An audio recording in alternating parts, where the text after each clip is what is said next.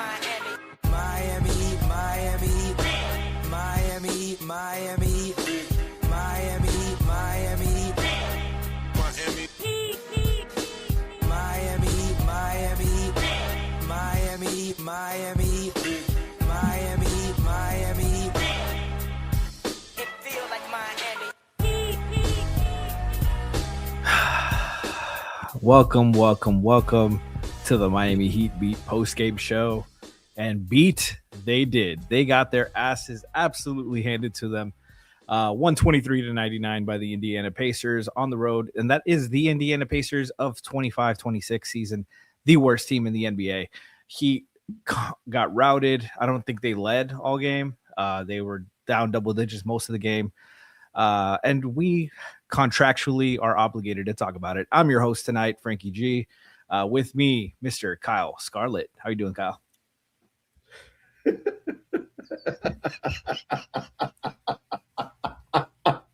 That's how I'm feeling right now. Kyle's got the evil laugh going. We got evil Kyle tonight. We're gonna need him because the chat is very displeased. I think all of us are displeased. I don't think anybody could have enjoyed that game. There was like one stretch of basketball in the start of the second half. In the third quarter, they cut it to 7, and then I think Indiana closed on a 21-2 run, if I'm not mistaken. It might have been worse. Chat saying G is a coward for not doing a show tonight. G is under the weather. He said it before the game. I can vouch for it. It wasn't. He didn't react to it. Chat saying Franky looks like he doesn't want to be here. My Packers are playing right now, and I haven't been able to watch a fucking second of it. I need to talk shit to Tiff in the chat. But I'm here with y'all for now. Kyle, what the fuck happened tonight? It's an embarrassment. Like they came into the gym and forgot how to play basketball. The Monstars stole their talent and flushed it. They didn't even keep it. They just flushed it. They came in there and played as if they're the OKC Thunder. Like they walked in the building like, oh, we could just walk to a win.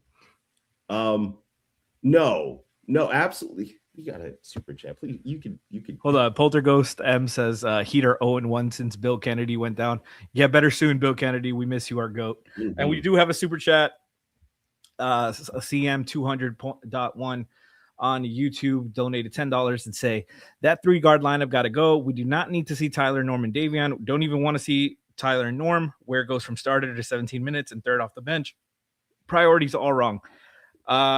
We will definitely talk about this. Thank you for the donation. We really appreciate that. But we will definitely talk about this. My issue, Kyle, we were talking about it all season. Like we both didn't think this team was that good. We thought they were overperforming early in the season. That first 15 or so games, they were playing really well. They had a rhythm, but they were playing like they had a solid 8 or 9 man rotation every night. Injuries started happening. They couldn't get consistent rotation in. Guys started, shooting back to normal. Fontecchio specifically, and this 3-guard lineup, I thought the decision making was awful. Norm, worst game of the season, 6 points, 2 for 12 shooting, minus 22, 1 for 7 from deep. The Heat as a team shot 4 for 30 from deep. Bam, awful game again, 13 points, 5 for 12 shooting. Minus 23, team worst there. Davion, 1 point, minus 7, 1 assist, 2 turnovers. I forgot Norm, 1 assist, 4 turnovers. Bam, 2 assists, 2 turnovers. I think Tyler was one of the guys that played significant minutes and had a positive assist to turnover ratio. First off, Indiana matched them to start the fucking game. Siakam was playing the 5, and and the Heat are chucking up threes. They are not attacking. They let the Pacers get into a rhythm. They were getting beat in transition. They were getting beat up the floor. They were getting beat like crazy. This is a team that hasn't fucking played in like 4 nights. If you missed it, the Heat had their game against Chicago the other night, rained out basically. There was a court issue, and they had to get it rescheduled. So they had that game canceled and postponed, delayed, then postponed officially. So they're fresh. These legs should be fucking fresh. And they played like absolute shit. They did not match their energy, did not match their pace. This was a horrible performance. The small ball, you got an issue, Kyle? Tech issue? Just like the Heat offense all night, this mic is not working. No, I was trying to get my mic to work. Sorry. No, you're good. Yeah, man. It was just an awful performance by them. I don't think I can't say anybody really played well. Tyler got it going a little bit in the second half, but finished 21 points, 8 for 19 shooting, minus 14. Like everybody was a bad minus tonight. It was just awful. He was 1 for 8 from deep as well. Like it was just awful. Listless performance. My biggest thing is we talk about this a lot. This is the Heat promoted this. The Heat talked about this being a youth movement season. Ware did not get into the game until was like the 8th or 9th man in the rotation.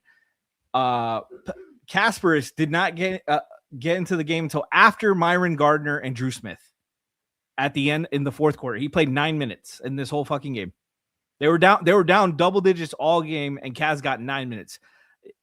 Ware got 17 minutes total. How is this a youth movement if you're not playing your youth? Well, I was talking about this a little bit in the chat and then on Twitter. I just don't think that there's there's not a real focus on youth development. Like something in the perspective makes this team believe that they're competitive. I'm not saying that they shouldn't play to win games.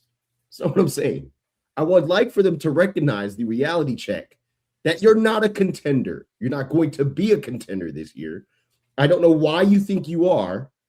And if any night was any indication, I sound like Alf right now, damn it. This is terrible. Like they couldn't run a fast break. They got abused by Nemhard, who's a good player. I'm not knocking it, but he really was their source of their offense. Jay Huff looked like freaking prime Kevin McHale. Like he just was destroying us every time down the court. Like you want to talk about destroying? Micah Potter was fucking cooking. A little revenge game for Potter. Summer League legend. Just destroy. And they didn't play with any energy or heart the entire night. People are going to talk about the threes missed. Okay, the threes are missed. It's a make or miss league. That's going to happen. You got to find a way to win. They didn't look like they wanted to win this game. That's what it looked like to me. From the effort that they gave, it just looked piss poor. And a game is really, really bad when Spoelstra has one timeout, like before the fourth quarter is here. Like he just burnt timeouts. He couldn't get, I don't know what, like in one ear and out the other. I don't know what was happening. And I there were some small bright spots. If you just like Jaime still tried to do something. I felt like I was so frustrated with Jaime. Like his box score looks really nice. 16 points, 6 for 12, especially compared to the rest of the fucking team. But there are so many empty possessions where he's just dribbling it up and forcing a shot. Nobody's touched it. The ball. No, he hasn't gotten anybody off their spots. He's just taking it to contested over shots, not even bumping them and clearing out. He looked like last year, Jaime, just forcing the issue. Got like finished well, but it's so many empty possessions, especially like you need run stopping. Like the Pacers are going on a run in transition, and you're taking a contested hook shot. Like get to the basket, kick it or kick it out. Like if you're not getting all the way there, kick it out. It's okay. It's okay. They had so many possessions where nobody else, one person shot it, touched the ball, nobody else got their hands on it. They finished the night 17 assists, 19 turnovers. Awful, flat out. Way too much isolation ball. And Pacers, that the ball was moving, the ball had a ton of energy. They had 36 assists, 16 turnovers.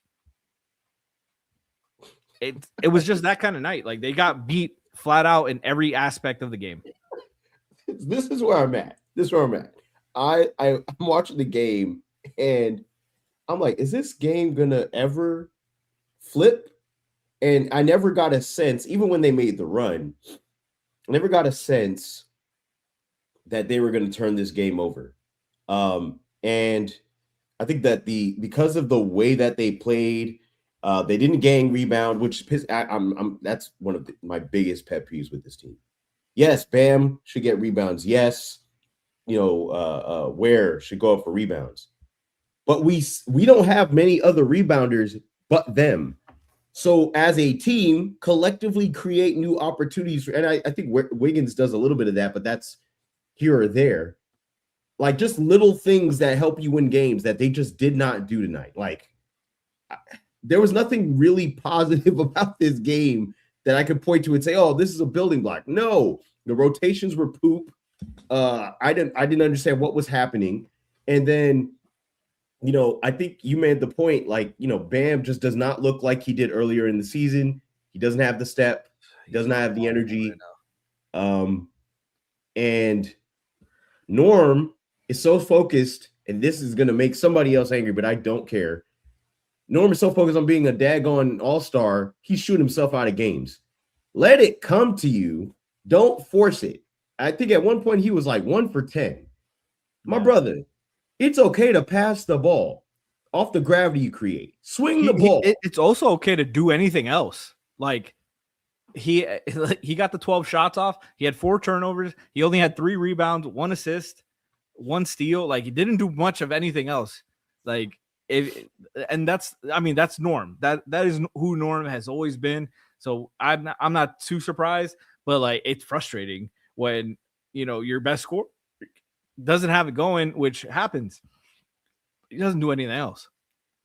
Aside from that, like this idea that Norm and I don't know what this goes back to last season where what did they say? Where they were talking about how Tyler was watching Steph Curry tape to see where to get his shots and how to get his shots.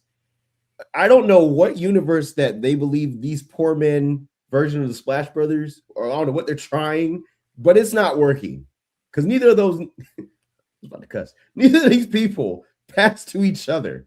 They don't curl off each other. There's no elevator screens. None of that stuff happens. There's no off-ball movement. It's everything's on ball. They don't screen for others either, unless they're going to get the ball. And Steph plays with screens, but they're set for him because he sets screens. That we don't have both guards don't set screens unless they're getting the ball. That's like, to be honest with you. So tonight looked like what we expected them to look like.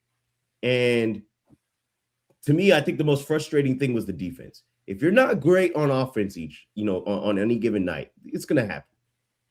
But damn it, if you just play some defense, just a little bit of defense, you can stay in the game. Absolutely not. Absolutely not. I don't know. I don't know, man. I can't point at anything that's a building block. And I think Jovic didn't play. I mean, he had some small possessions. He played like shit though. Decent on defense, but other than that, it was kind of empty. I just didn't. It looked like Spo was searching, but to me, that energy group that he brought in towards the end of the game, throw them in early. Like it really wasn't going to turn the game really, but put them in early. If the starters are going to suck, like there's nothing. The Pacers played like there was nothing to lose. Like they played with heart and energy and just were physical all night. And we kind of trotted. There was a few times that we looked like last season's offense where the shot clock hits 15 or 16, and we're just getting past half court, trotting up. There's one guy ahead of the whole rest of the other 4 guys on the floor. Abysmal. I was like, do I want to watch this team for the rest of the season if they're going to play like this? It's like I think the Heat have gone into these bad habits of being more of an ISO team again, and they early on it was a driving kick. Like there was a lot of isolation in it. You're doing all the driving without screens and you're beating your man, but it was continuous. That's how they got to it, is because with 20 on the clock, the ball's in the half court and somebody's attacking the basket and forcing help. rotating the ball to somebody else so they can find the lane. And it was, you were getting attacked multiple times, and it was death by 1,000 cuts. But now it's one guy standing with the ball, holding it and trying to create something. Nothing's happening. He still hasn't kicked the ball out. And if he kicks the ball out, it's somebody's taking a contested shot. If he or the guy's just taking a contested shot, like it happened all night. Bam did it, Norm did it, Tyler did it, Jaime did it, Nico did it. I'm Wiggins. I'm so tired of this. Like, there's too many possessions where they're Pacers are on a run and they're trying to match their tempo, but they're not getting a good shot. They're still forcing a bad shot. Just because it's quick doesn't mean it's a good shot. No. And they've kind of like forgot that. And also they, like you said, they need stops. They, like, you can't run and be in a track meet if you're not getting stops too. You're just gonna run up the deficit. Pacers are getting 3-on-0 transitions, and the Heat are still not getting a good shot the next possession. It was pathetic. Like, nobody hustled back on fast breaks. Pacers would get a turnover, and Pella maybe got back. Yeah. Davion, when he was on the floor, for the most part, Ware tried to run with Huff or whoever was the big, but for the most part, it was a lot of trotting back. Like, maybe this team in general, this is probably an identity problem. There's a belief they're better than they are. 100%. It's delusion. It is absolutely delusional, because something about them says this year, oh, the East is wide open. Not for you. Not for you. It's not wide open for you. It's wide open for someone else. Chat saying trade for Schroeder. At least he's got some fight.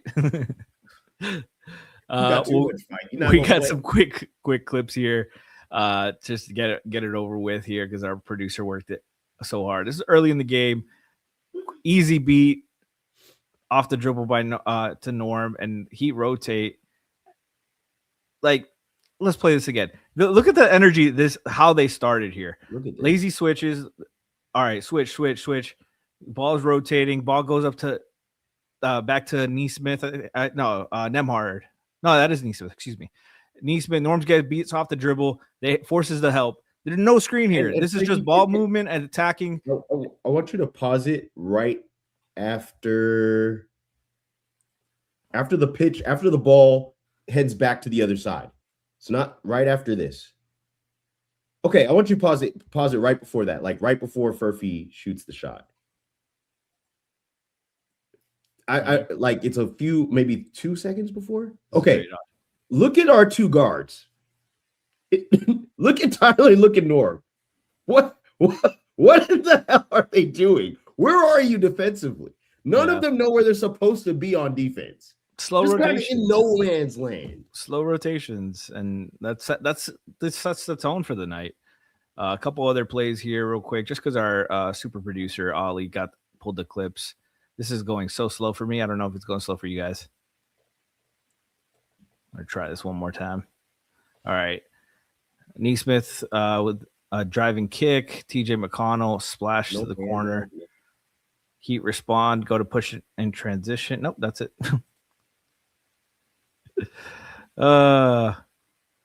Bench. Geist. Yep. Oh, this was a little pick and roll here from I think that's Furphy, number 12. Furphy setting a screen on Nico, who's guarding Siakam. Davion helps for some reason. The screen didn't really do anything. Davion helps, gets backdoored on,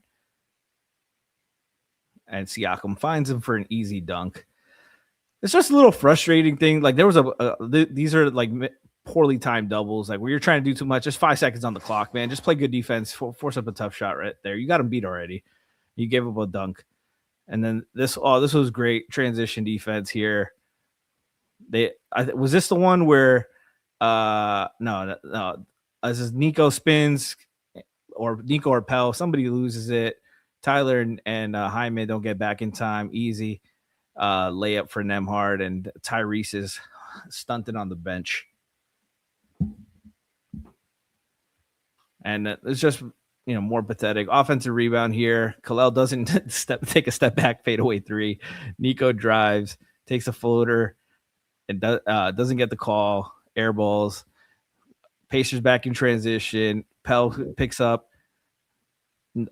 Mistimed the switch here, and somebody hits a three to go up 36-12.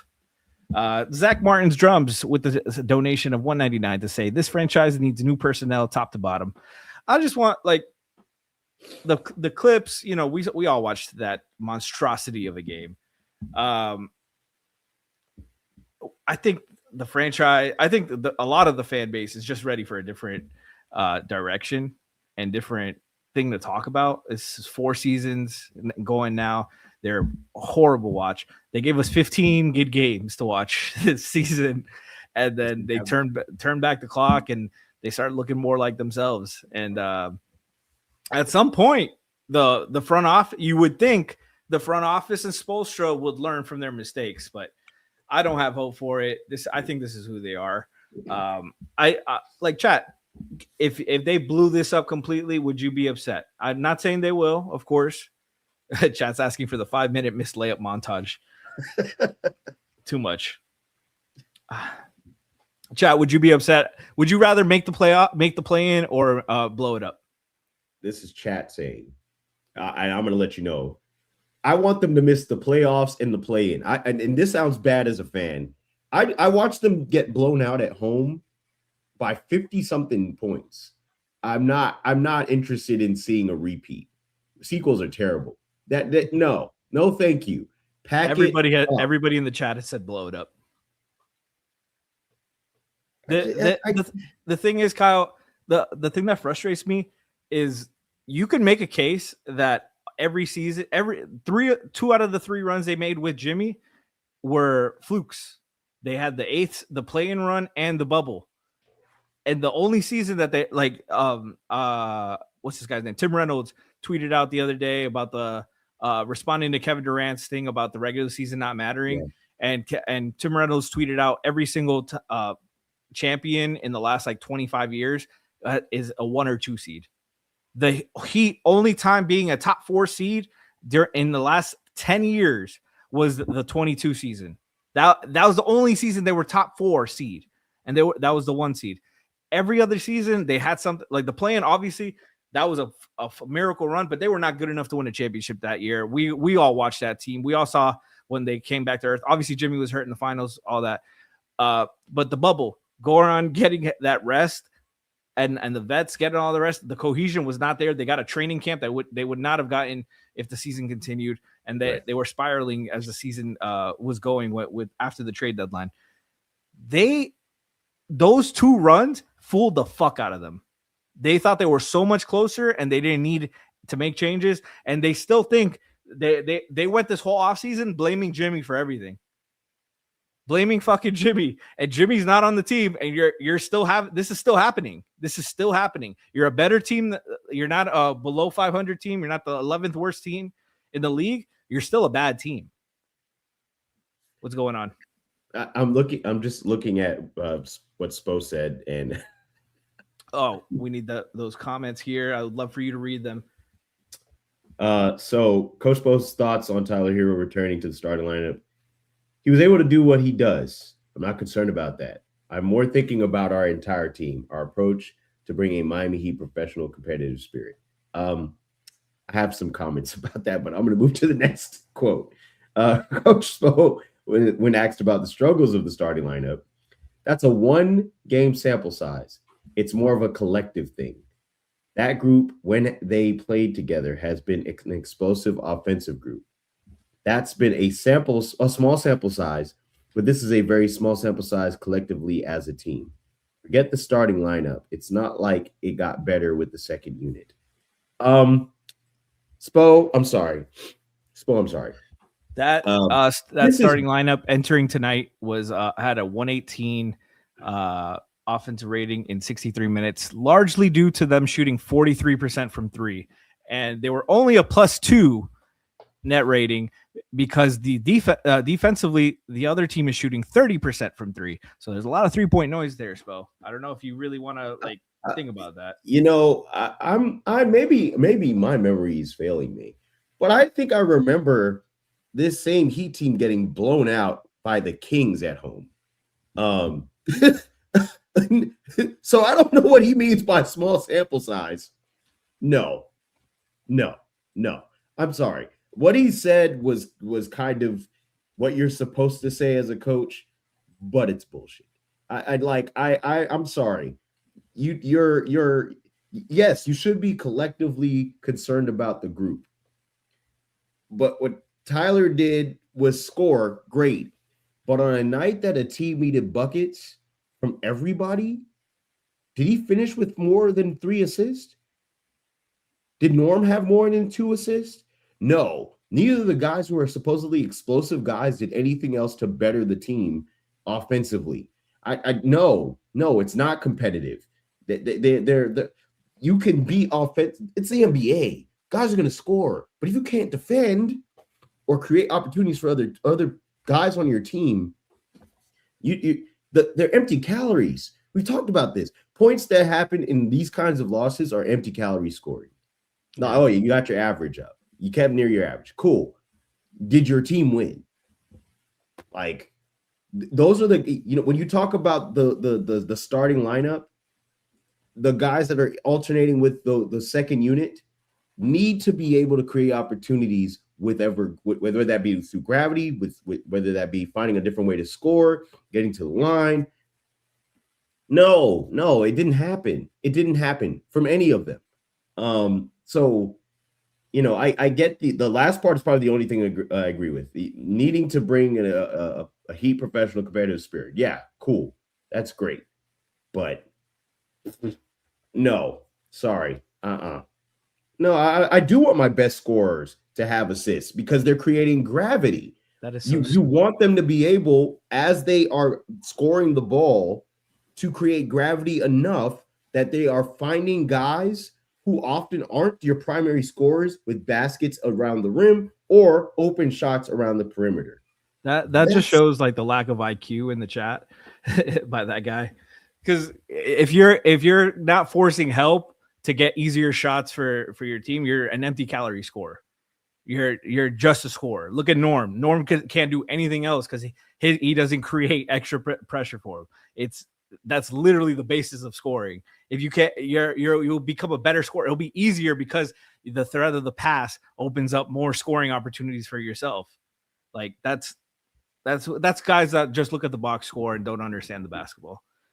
Like you have to have balance in as a scorer and passer. Like there's to be a great player, you need balance. Superstars, you create pressure and you create easy shots for your teammates. Look at every great player who's been an on-ball creator. Like they call you a creator playmaker because you make for your teammates too. In 2026, you need threes, and Hero and Norm are your best shooters. Low IQ to be giving guys like Bam and Wiggins double-digit shots. It is, but those I agree with Bam and Wiggins should not be getting double-digit shots, but that's the offense they're running.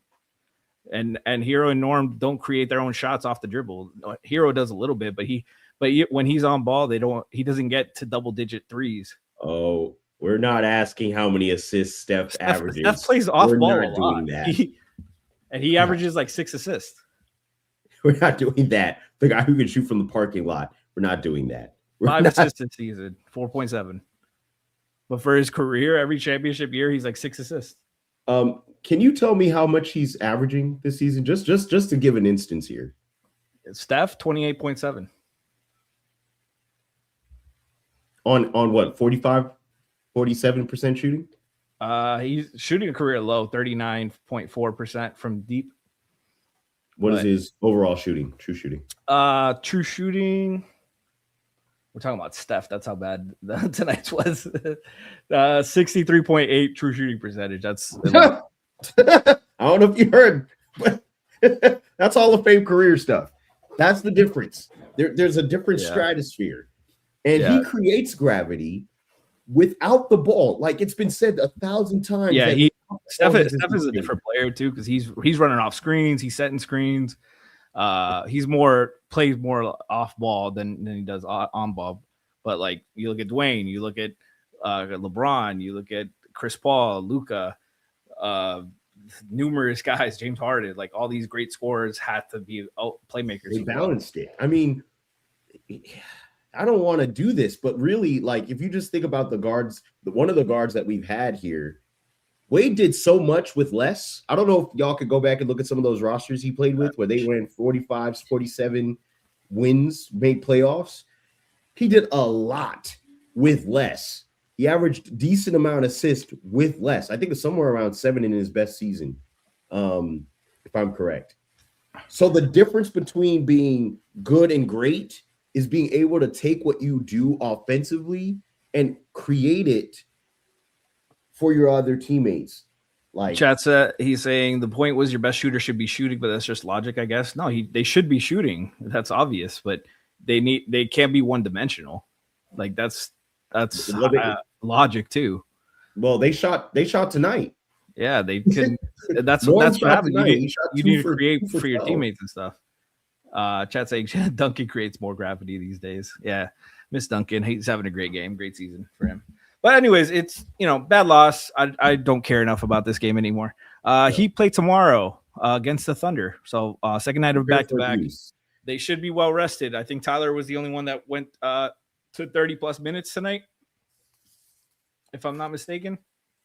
Yeah, they phoned this one in, but yeah. Nobody else. I don't expect for them to make the Thunder game competitive. If they can, they're on a 2-game losing streak. Losers have 3 of their last 4, and that is a tough test. As the OKC is also looking to get right themselves. So we will be there tomorrow night covering the Heat. Get better soon, G, because I don't want to cover this team anymore. Have a good night, everybody. Go Pack, go Canes.